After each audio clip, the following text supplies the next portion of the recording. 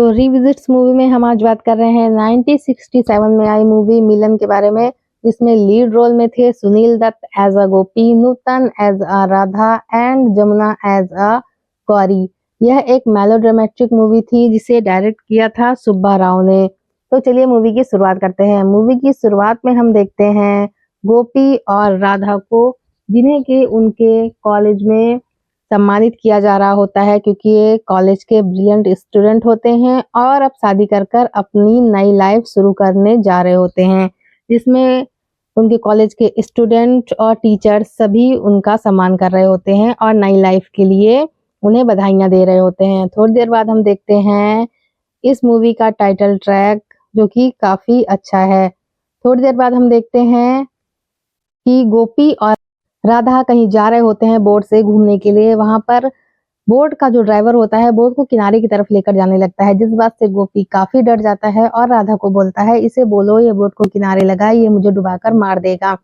यहाँ पर उसके डर का कारण होता है उसके पास्ट से। थोड़ी देर बाद हम देखते हैं गोपी एक खंडहरनुमा मकान को देखता है और चीखते हुए वहां पर पहुंच जाता है। उसे अपने पिछले जीवन की बातें याद आने लगती हैं। वह एक बाबा को देखता है और उससे पूछता है कि यहाँ पर जो जमींदार रहते थे वह कहाँ चले गए हैं, यहाँ के लोग सारे कहाँ चले गए हैं। बाबा कहता है यहाँ पर तो बहुत सारी चीजें बदल चुकी हैं। यहाँ पर हम देखते हैं गोपी पूछता है गौरी के बारे में।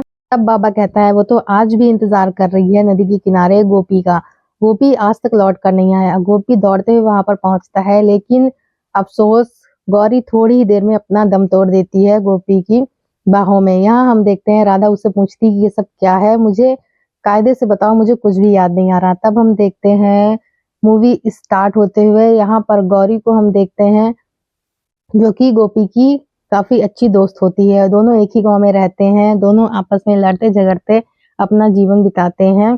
यहाँ पर ना ही गोपी का कोई होता है और ना ही गौरी का। देखते हैं यहाँ पर राधा को, जो कि जमींदार की बेटी होती है। यहाँ पर गोपी का यही काम होता है, वह डेली राधा को नाव से इस पार से उस पार लेकर आता जाता है उसकी पढ़ाई के लिए, उसे कॉलेज आने जाने के लिए। यहाँ हम देखते हैं डेली गोपी एक फूल देता है राधा को।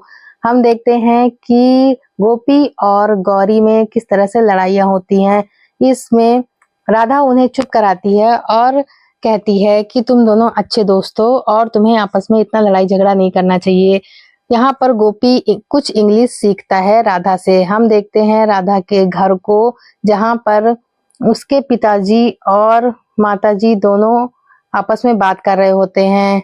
यहाँ हम देखते हैं कि राधा की जो माँ होती है वह उसकी सौतेली माँ होती है।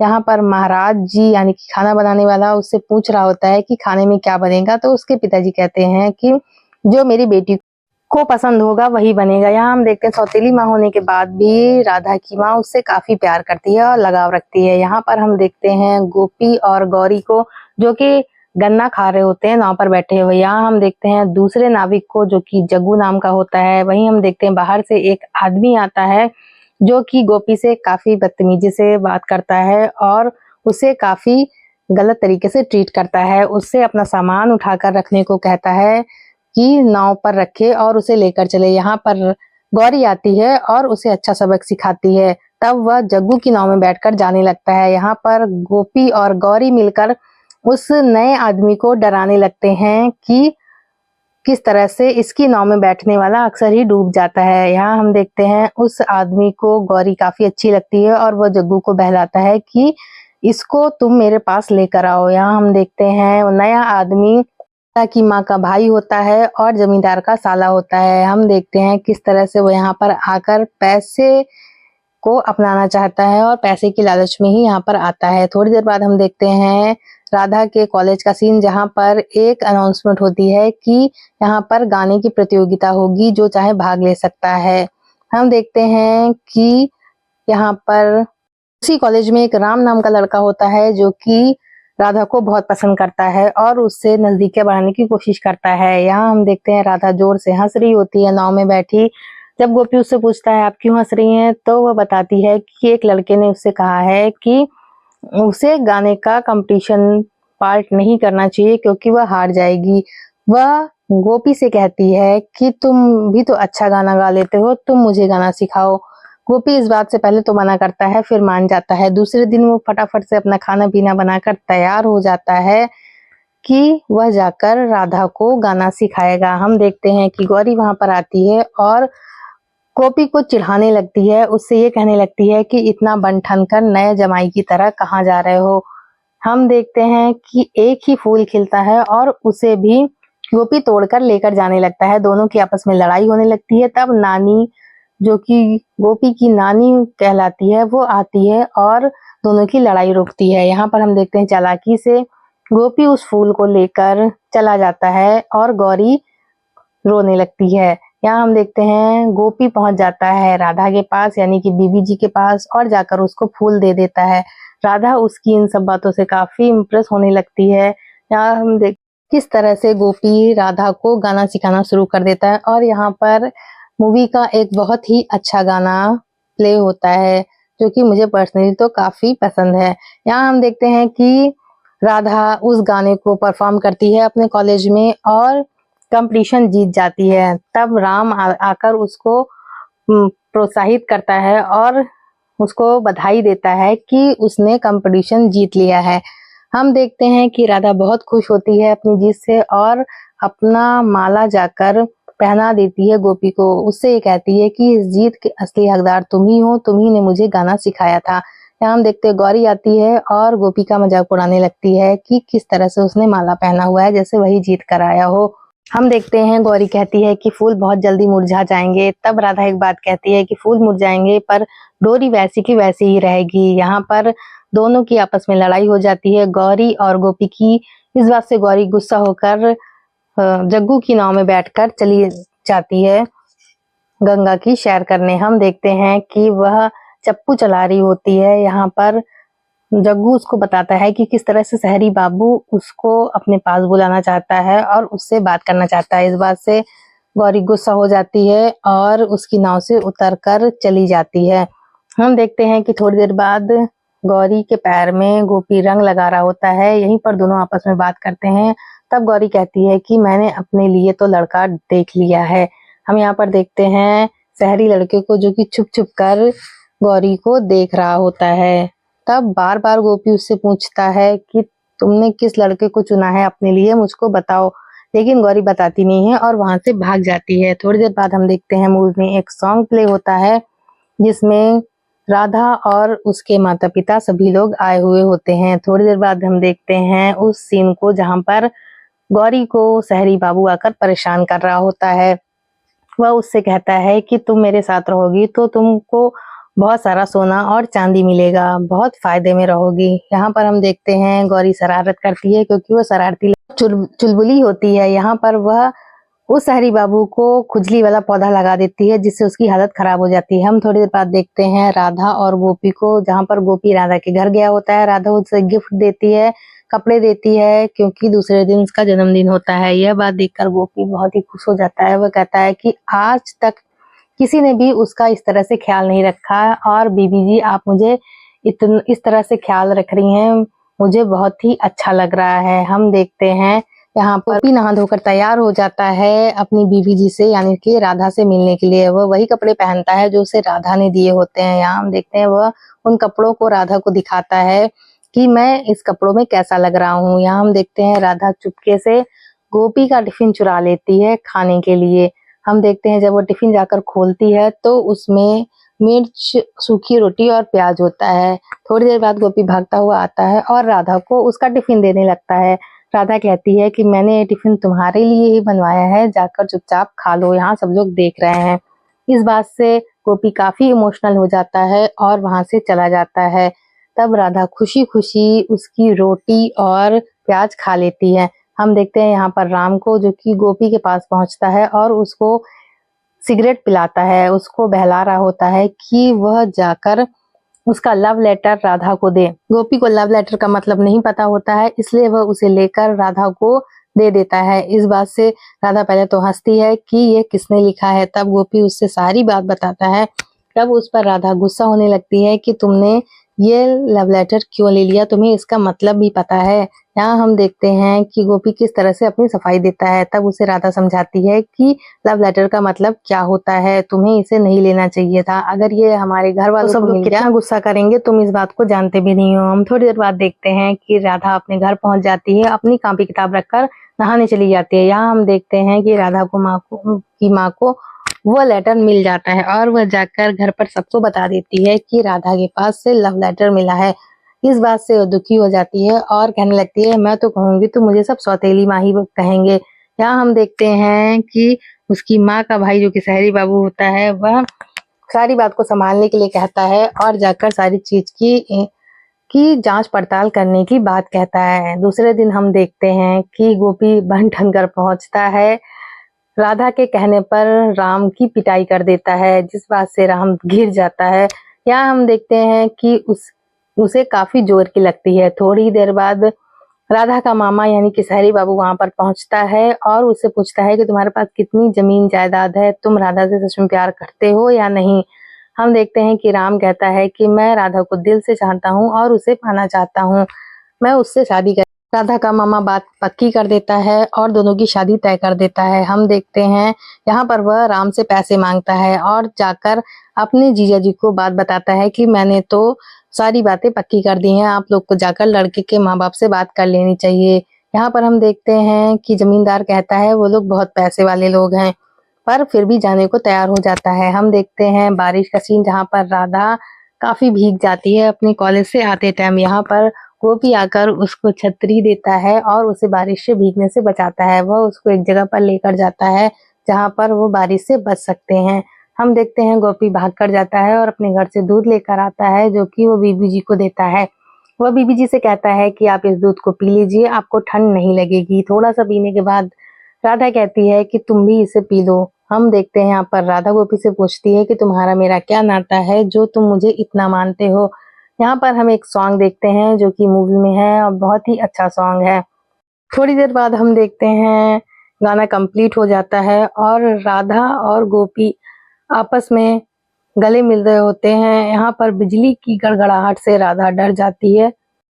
कुछ देर बाद हम देखते हैं राधा अपने घर पर होती है, जो कि बालकनी में खड़ी होती है। यहाँ हम देखते हैं उसकी माँ आती है और उससे कहती है कि हमने तुम्हारा रिश्ता पक्का कर दिया है, तुम्हें बहुत ही बड़ी खुशखबरी मिली है, बहुत ही अच्छे लोग हैं। यहाँ हम देखते हैं उसके पिताजी भी आते हैं और उससे कहते हैं शर्माने की कोई बात नहीं है, ससुराल तो हर लड़की को जाना पड़ता है। यहाँ हम देखते हैं राधा काफी दुखी हो जाती है, क्योंकि उसके दिल में तो गोपी के लिए प्रेम होता है और गोपी के दिल में भी राधा के लिए ही प्रेम होता है। गौरी को सिर्फ एक अच्छा दोस्त मानता है। यहाँ हम देखते हैं वो रोज की तरह गुलाब लाता है और बीबी जी को यानी कि राधा को देता है।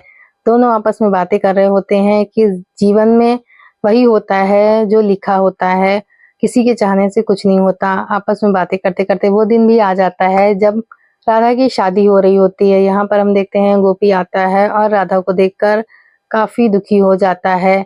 वह राधा को गुलाब देने की कोशिश करता है, लेकिन वो वहां से चली जाती है। यहाँ हम देखते हैं राधा का मामा पैसे गिन रहा होता है जो उसने राधा के होने वाले पति से लिए होते हैं। हम देखते हैं राधा की शादी हो जाती है। यहाँ पर हम देखते हैं सभी लोग काफी खुश होते हैं। थोड़ी ही देर बाद गौरी आती है और गोपी को समझाती है कि अभी हमें यहाँ से चलना चाहिए। हम देखते हैं कि जमींदार उसे एक गाना गाने के लिए कहता है। यहाँ पर जो गाना होता है वो भी काफी अच्छा होता है। मूवी के सॉन्ग्स काफी अच्छे हैं सभी।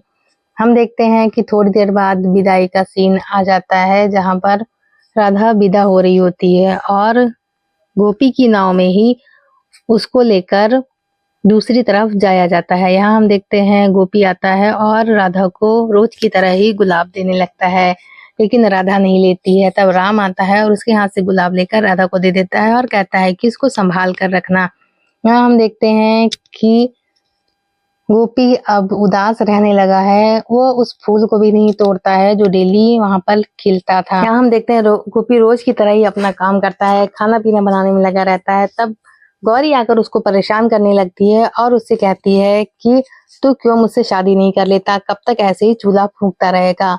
यहाँ पर गोपी गुस्सा होता है और गौरी को डांटने लगता है। हम देखते हैं दोनों आपस में लड़ाई कर रहे होते हैं। तभी वहां पर नानी आती है और गोपी को समझाती है कि लड़कियों का काम ही होता है, वही खाना पीना बनाती हैं और अपने पतियों की सेवा करती हैं। तब गोपी कहता है कि क्या मेरी बीबी जी भी यही काम कर रही होंगी। गौरी उसे चिढ़ाती है और कहती है क्यों, क्या बीबी जी के सींगें निकली हैं जो बीबी जी अलग से दुनिया में आई हैं, ऐसा काम नहीं करेंगी। गोपी यहाँ पर गुस्सा हो जाता है क्योंकि गौरी उसकी बीबी जी के बारे में बात कर रही होती है। यहाँ पर हम देखते हैं गोपी मना कर देता है कि तुझसे शादी नहीं करूंगा, जिंदगी भर ऐसे ही रहूंगा। हम देखते हैं गौरी इस बात से गुस्सा हो जाती है और ये कह के जाती है कि मैं मरने जा रही हूँ। इस बात को जग्गू सुन लेता है और जाकर सहरी बाबू को बता देता है। वहां पर हम देखते हैं सहरी बाबू आता है और गौरी को अकेले देखकर उसके साथ गलत काम करने की कोशिश करने लगता है। यहाँ हम देखते हैं कि गोपी आता है और किस तरह से सहरी बाबू यानी कि राधा के मामा की पिटाई करके गौरी को बचा लेता है। हम देखते हैं फिर से गौरी गोपी को चिढ़ाती है और कहती है कि जब तू मुझसे इतना प्यार करता है, मुझे बचाने के लिए यहाँ तक आ गया, तो क्यों नहीं मुझसे शादी कर लेता है। यहाँ हम देखते हैं सहरी बाबू गुंडों को पैसे देता है कि जाकर गोपी की पिटाई करो। हम देखते हैं राधा को इस बात का एहसास हो जाता है और वह डर के नींद से जग जाती है। यहाँ पर गुंडे गोपी की पिटाई करके चले जाते हैं और उसे काफी चोटें आती हैं। इस बात से गौरी और नानी काफी परेशान हो जाते हैं। हम देखते हैं यहाँ पर राधा भी काफी परेशान हो जाती है। यहाँ पर गोपी की मरहम पट्टी कर दी जाती है और उसकी नानी काफी परेशान होती हैं। हम देखते हैं राधा के पिता को, जिनको 2 बार हार्ट अटैक आ चुके होते हैं, जिस बात से राधा की माँ भी काफी परेशान होती है। यहाँ हम देखते हैं कि एक लेटर आता है जिसमें ये लिखा होता है कि राधा के पति अब इस दुनिया में नहीं रहे। इस बात से राधा की माँ और दुखी हो जाती है और कहती है कि इस बात को राधा के पिता को बिल्कुल ना बताना, उन्हें अभी हार्ट अटैक आए हैं, वो इस सदमे को बर्दाश्त नहीं कर पाएंगे। यहाँ हम देखते हैं राधा के पिता को जो कि पूछ रहे होते हैं कि लेटर में क्या लिखा है।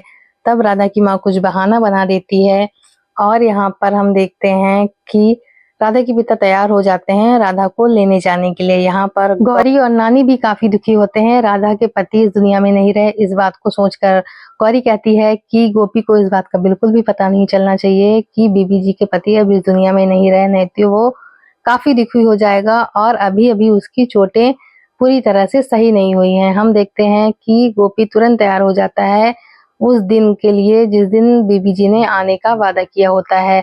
वह तैयार होकर उसको लेने के लिए पहुंच जाता है। लाख मना करने के बाद भी नहीं मानता और अपनी नाव तैयार करके वहां से निकल जाता है क्योंकि उसकी बीबी जी आ रही होती है। वो फूल तोड़ता है उसको देने के लिए, वहां पहुंचकर देखता है कि वह सफेद कपड़ों में वापस आई है। इस बात से दोनों दुखी होते हैं और रोने लगते हैं। गोपी काफी दुखी हो जाता है और कहता है भगवान ऐसा क्यों करता है, हमेशा अच्छे लोगों के साथ बुरा क्यों होता है। यहाँ हम देखते हैं सहरी बाबू गोपी से कहता है कि तांगा निकालो, हमें चलना है, नाव तैयार करो अपनी। यहाँ हम देखते हैं राधा घर पहुंच जाती है जहाँ उसकी माँ भी काफी दुखी होती है। उसे इस तरह से देखकर उसके पिता को यह बात पता नहीं चलने पाती। इससे पहले ही राधा की माँ उसे अब उसके कमरे में जाने के लिए कह देती है। राधा ऊपर चली जाती है लेकिन उसके पिता उससे मिलने के लिए परेशान हो जाते हैं और वो भी उसके पीछे पीछे ऊपर चले जाते हैं। यहाँ हम देखते हैं राधा एक कोने में खड़ी होती है और अपनी इस हालत के लिए दुखी हो रही होती है। थोड़ी देर बाद बारिश शुरू हो जाती है। यहाँ पर उसके पिता आते हैं और उससे बात करने लगते हैं। जैसे ही वो मुड़ती है उसे देखकर उसके पिताजी को गहरा सदमा लगता है और वो वहीं पर बेहोश हो जाते हैं। हम थोड़ी देर बाद देखते हैं कि डॉक्टर आकर राधे के पिता का चेकअप कर रहे होते हैं। यहाँ पर हम देखते हैं कि डॉक्टर ये कहते हैं कि उन्हें बहुत गहरा सदमा लगा है, ठीक तो है लेकिन उनकी बोलने की शक्ति चली गई है, अब वो कभी बोल नहीं पाएंगे।